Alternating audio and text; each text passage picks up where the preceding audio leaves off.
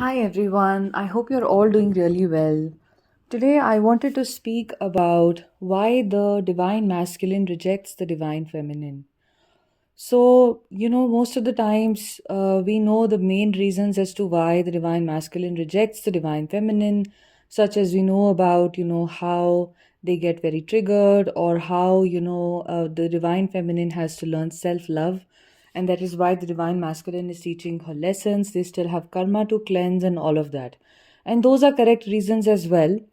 But the most important reason that will help you understand as to why this happens and also help you make peace with it is because of the basic difference in the two energies. The feminine energy is very sensitive. Most feminine energies are attuned to the moon. For instance, if you are a woman, who has the divine feminine energy in this journey right now, then you know that your menstrual cycle is connected to the moon, and that really basically influences you. It makes you very sensitive. Every month you understand the sensitivity that your body has, that you purge certain emotions, you release a lot of pent up things during this time when you become emotional. You have this entire cycle of releasing, of starting again every month. So there is a certain sensitivity to the feminine energy. The feminine energy is also very changeable. It's not, something which is very fixed. It's very flexible because of, this lunar energy influence. And the masculine energy, on the other hand, is an energy of logic. It's an energy which is very fixed, in itself. It is an energy which can also be seen to be very rigid. And only when it is healed, does it then become stable. Otherwise, unhealed masculine energy tends to be very stubborn and rigid. Okay. So when a feminine energy sees something of great value and of great importance, which does not only refer to the twin flame connection but anything else, she immediately recognizes its value and significance and she accepts it.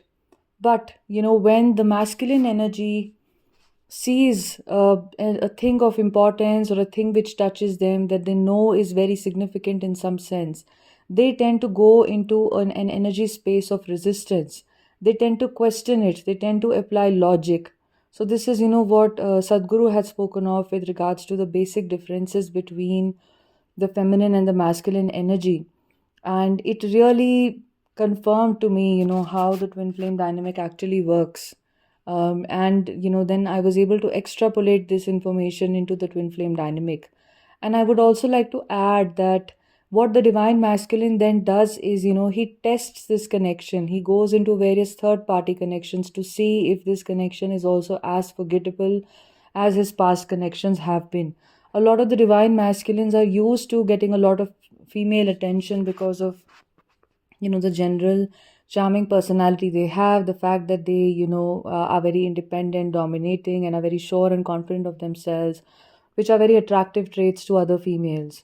So they are very used to moving from one woman to the other, or they sometimes have such low self-esteem issues that they can be stuck in very karmic energy cycles, like a karmic relationship or a marriage or something like that. But generally you will see that they have a very attractive charm about them, that attracts a lot of women to them. So this is why the divine masculine thinks that this is just another connection. It can't be so ethereal, it cannot be so life shifting. So they sometimes go into karmic situations or they try it out with other people just to see whether this feeling will last or not. And you will see that the karmic people they tend to pick up sometimes can resemble the divine feminine in superficial ways. For instance, the karmic can come from your hometown or can look like you or can have hair like you, or anything like that, can be in similar job roles as you or have similar interests or something like that, because they're trying to replicate this feeling in a safer way, where with you they felt vulnerable and the same characteristics that they found attractive in you they find in other women, and then they try and make those situations work because those situations feel safer to them without the vulnerability of losing themselves in them. The divine masculine is very afraid of losing himself if they open up to the divine feminine. So this is very important information that you have to understand. And what is it then in such a situation, if the divine masculine is so vulnerable and afraid, and then leaves the divine feminine, and there are repeat cycles of sometimes coming together and on and off and all of that. The easiest thing the divine feminine can do is to surrender this journey, because all of the healing work that you're doing is coming to you at the right time. Even if you join a workshop, for instance, for healing, like in my journey, I have attended a lot of workshops to heal various wounds that I have carried. I've seen a lot of videos. I've worked a lot on myself. I've attended a lot of spiritual retreats. And I have tried to use so many techniques, to release and to purge my fears, etc. But if I really think about it, all of them were orchestrated by the soul. My soul only led me into the correct programs that were needed. My soul only led me to the correct videos that I needed to see at what point in time, right?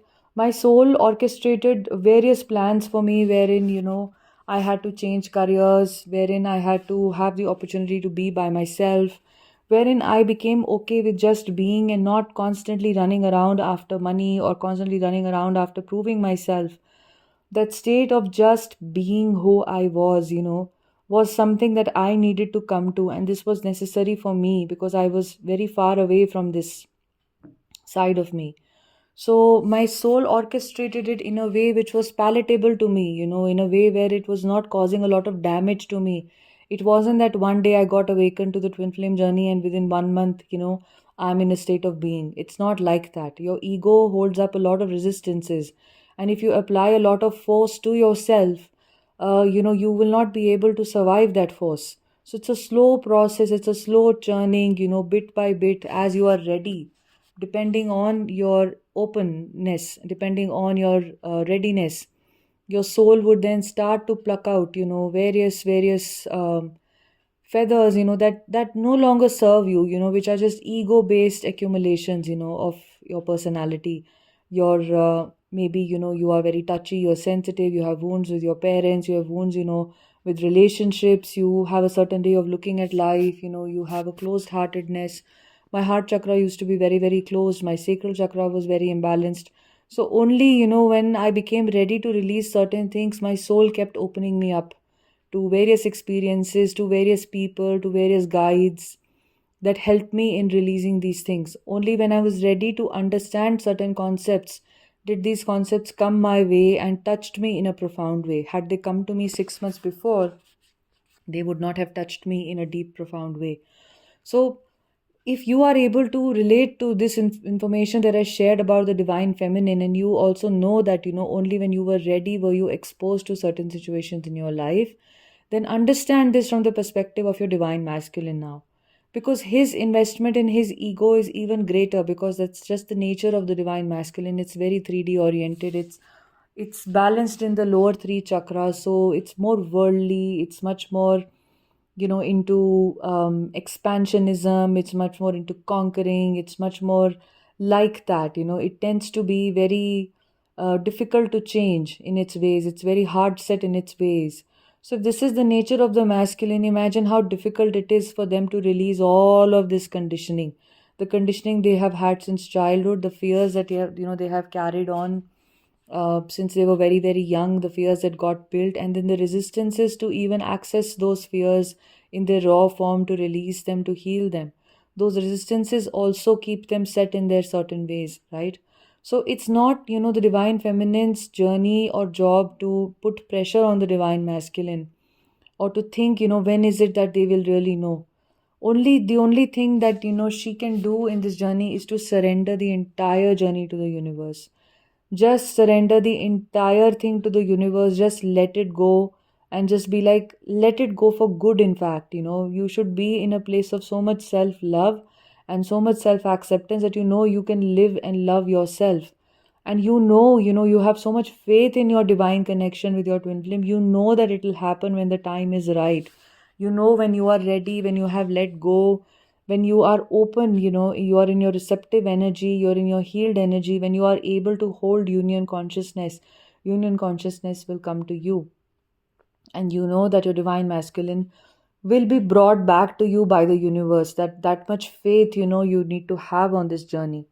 And only when you have that kind of a faith can you let go of the journey, can you let go of the small simple things, can you stop controlling the journey, trying to make it work all the time, that is something you'll realize is not for your highest good, to force your divine masculine. And with regards to your own inner healing journey, as and when you come across, like in my journey, I realized that, okay, when I was very disheartened about my journey, I came across certain channels on YouTube which put me in a place of solace. And, I realized, okay, this is a divine connection and I'm very grateful. But if I continue to watch those channels, somewhere I did not need that reminder every day. I came to a place of faith and I realized, okay, now I know my divine masculine and I are one. Then, sometimes when I would get very disheartened, I would be introduced to a completely different channel.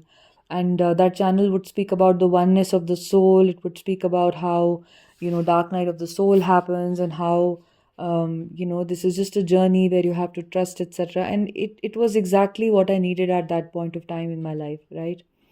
Then, sometimes I will come across something completely different, and that is the wisdom, that I would have needed at that point in time. So, similarly, with regards to, I had childhood wounds, which I was trying to work on even before I met my divine masculine, but only when I came to a point of absolute readiness, where I realized that, yes, now I'm 100% ready to forgive, to look at what happened, to understand it more deeply, to not be so impacted when I go back to my childhood that it crumbles me, but I was slowly being prepared to take steps to get there. And it was such an automatic process. And automatically, I was introduced to various workshops, that I signed up for, or there were various people that, I sought the assistance of. And then I realized, okay, this was guided, this was brought into my life for a reason, because I had to do this particular thing. I had to take this person's help.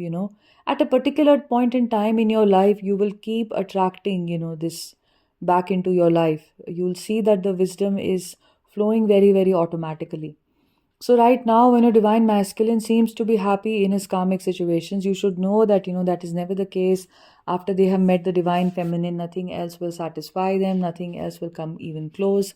But they can't understand that. They don't know that. They don't know why can nothing come close. So this is why they tend to ghost you, and then they tend to go away.